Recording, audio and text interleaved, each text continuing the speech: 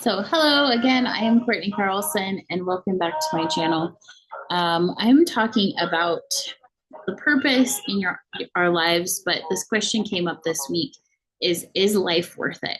And if that's you, I want to talk to you a little bit about that.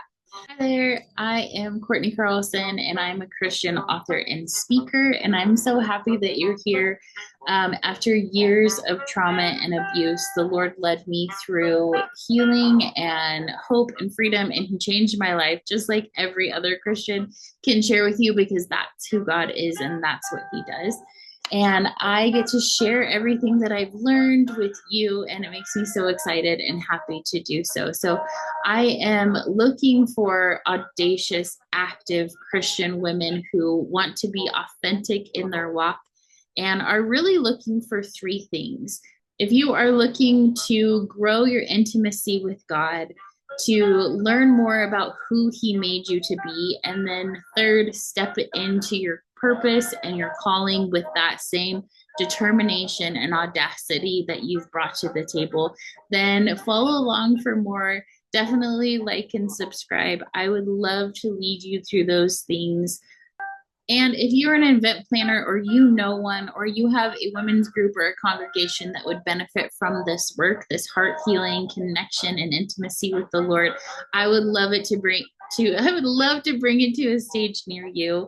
This work is definitely so much more powerful in person, where we can connect with each other with the Holy Spirit in the room, and God's presence healing each one of our hearts. So definitely reach out if that is you, and let's get started. And so first of all, I'm sorry if you are a person that has got to such a place of maybe hopelessness or lost to desire or unfulfilled dreams that you've even questioned, is this life worth it? I know I've been there before, maybe not to depths of, suicide and things like that. And maybe you're there too, but it's really, I can relate to being in a place of overwhelm or just struggling financially or internally with emotions, belief systems, things like that. And it can be really painful to feel like, is this even worth it? Is what I'm doing even worth it? And I have a story for you that I like to tell, because we all desire that moment to know that God sees us. And I know that in sharing my moment with you, I know that He's going to reveal the moment that He is coming after you. And so this was the moment for me 10 years ago. I almost said 15, but it was 2015. And I was at a really, really low point. I'll kind of try to hit the main points of this. I'd gotten divorced. I was living with family. My career path really jolted and kind of hit a roadblock. And one night I walked into a grocery store, and I was on food stamps, and I was feeling really, really low. I don't know if you can hear the music in the background, but I'm on hold and it's taking a long time. So enjoy the elevator music while I share this story. But I walked into a grocery store. I'm in Colorado, and I was really feeling, super depressed. I was feeling so much shame and condemnation and just horrible.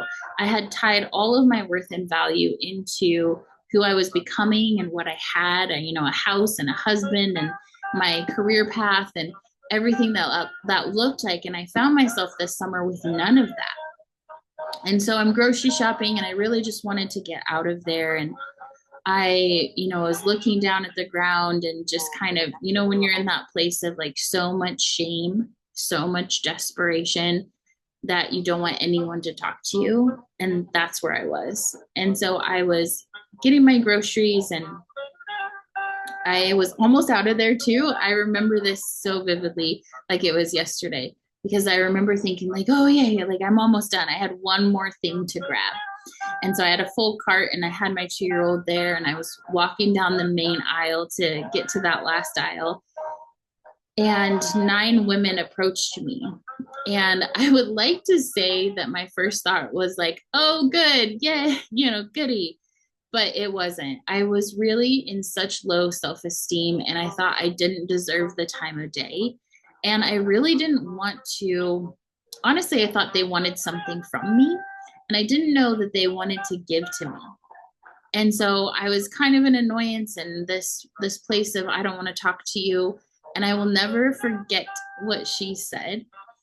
She said, we don't usually do this, but our church, our small group meets on Tuesday nights. And it was a Tuesday night. And she said, we felt led to come to the grocery store tonight.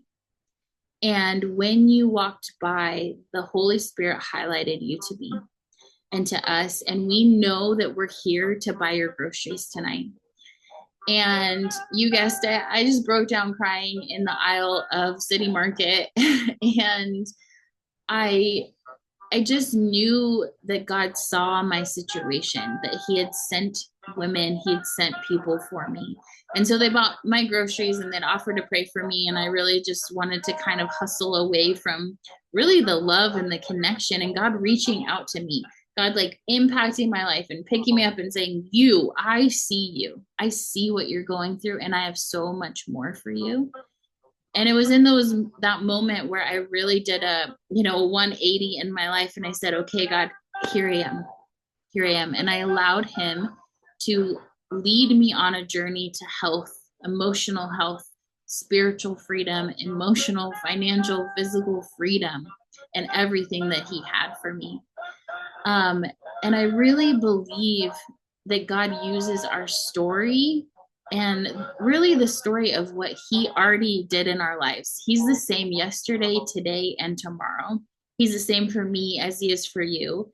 Now, it might not be the same exact situation, but he's going to impact your day. He's going to impact your life. And maybe this video is it. Maybe he's giving me the words to speak. Sorry, I'm getting teary. To let you know that he is pursuing your heart, that he sees you. He sees you in your pain. He didn't cause it. He didn't cause my situation in 2015, but he definitely broke in and he called me out of it. He said, I'm going to show you how to live a better life. I'm going to show you how to live for me. I'm going to show you how to pour into people and give you purpose and calling and all of those things. And really our life on our own. Like I was doing life on my own and I was doing a really poor job of my life. I thought I had a plan, but I had no real direction. I had no real values. I had no value for myself. I had no real quality of life. And so sometimes this is a little bit of a side note. Sorry, my nose was itching. So I used to think, because I was saved at 30, that was the situation in 2015. I used to think when I wasn't a believer Christian that Christians were boring, that their life was horrible, that they had to do everything right and they had to follow all the rules and therefore life became, I don't know, boring, just flavorless. Like, oh my gosh. I didn't want that kind of life at all. I thought that sounded horrible. And I didn't realize that having a life with the Lord and really opening to the possibilities that he has for you, like the Lord, like God is so fun. He's so funny. He loves to connect with me and connect with you in ways that like fill our heart with joy. And there's these inside jokes and these fun moments that we get to have together. And then there's a life. I mean, it's just, I'll get more into this later. It's just a flourishing relationship with the ups and the downs. And he really is walking on the path of your life with you. And so if you don't have that or any of those things, you're like, man, I don't really feel that connected to life. I am searching for the thriving, like life part of life, the living part of life, then, sorry. I just encourage you to connect with the Lord, to know the Lord deeper. That's the only thing, because that's probably the only thing I can give you is I can't make your will change to want to live. I can't make you love your life, but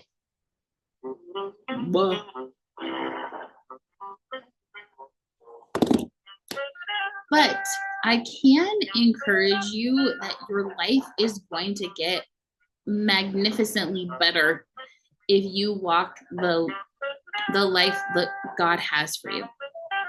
If you connect to God, that's what we're supposed to be. We're supposed to be in communion with Him, in heart connection with Him, our spirit coming alive in this communion, this prayer, these desires and needs. Sorry, the phone. It's supposed to be life-giving.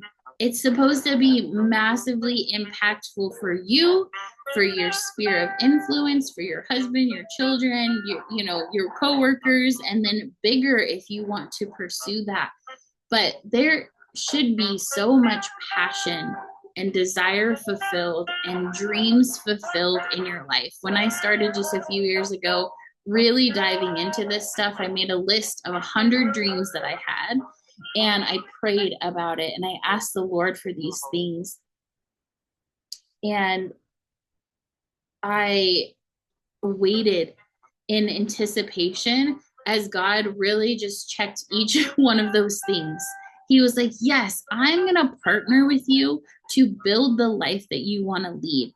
And so I don't care how down and out you feel or how much in lack you feel that you don't have the skills or the, following or the money or whatever.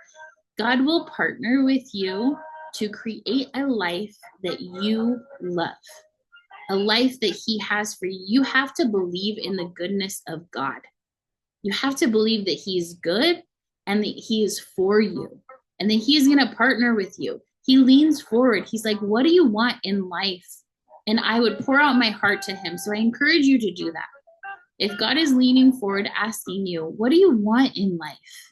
Is this life worth living? Well, I don't know. Do you want to make it a life worth living? Then let's partner with the one who can set you free, the one who can fulfill your dreams and desires. And let's answer that question for yourself in an absolute yes. This life is so worth living and you have so much to live for. And not only that, you don't have to settle for the mediocre. You can have a life that's thriving and filled. And love you so much. I'll see you next time.